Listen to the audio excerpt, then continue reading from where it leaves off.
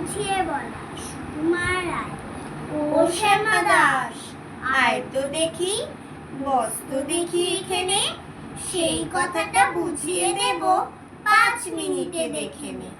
জ্বর হয়েছে, মিথ্যে কথা, ওসব তোদের চালাকি। এই যে বাবা চেঁচাচ্ছিলে, শুনতে পাইনি, কালা কি? মামার ব্যামো বদ্যি ডাকবি, ডাকিস না হয় বিকেলে, না হয় আমি বাতলে দেব, বাঁচবে মামা কি খেলে।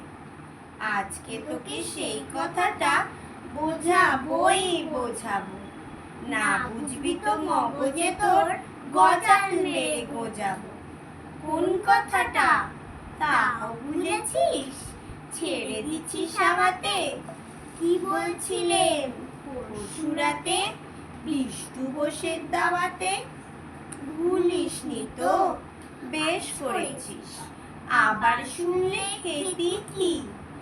বড় যে তুই পালিয়ে বেড়াস, মারাস নে যে দিকি।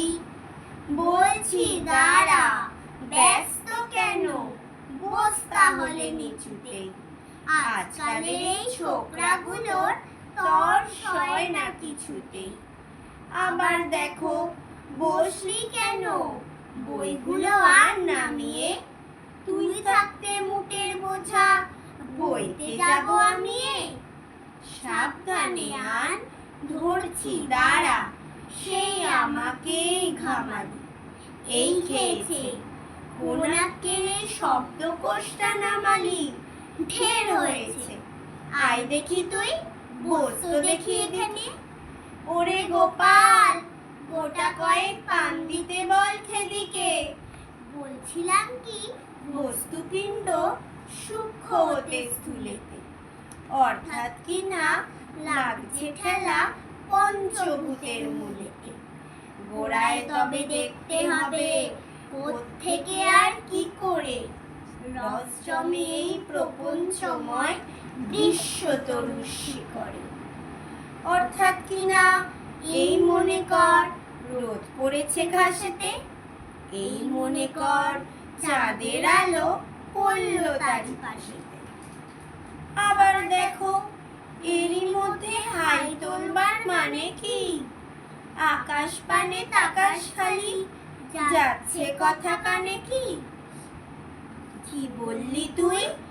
এসব শুধু আবোল তাবোল বকুনি, বুঝতে হলে মগজ লাগে, বলেছিলাম তখনই। মগজ ভরা গোবর তোদের হচ্ছে ঘুটে শুকিয়ে, যায় কি দেওয়া কোনো কথা তার ভেতরে ঢুকিয়ে। ও শ্যামা দাস, উঠলি কেন, কেবল যে চাস পালাতে? না শুনবি তো মিথ্যে সবাই, আসিস কেন জ্বালাতে? তত্ত্ব কথা যায় না কানে, যতই মরি চেঁচিয়ে। ইচ্ছে করে ডান পিঠে দে কান মলে পেঁচিয়ে। নমস্কার।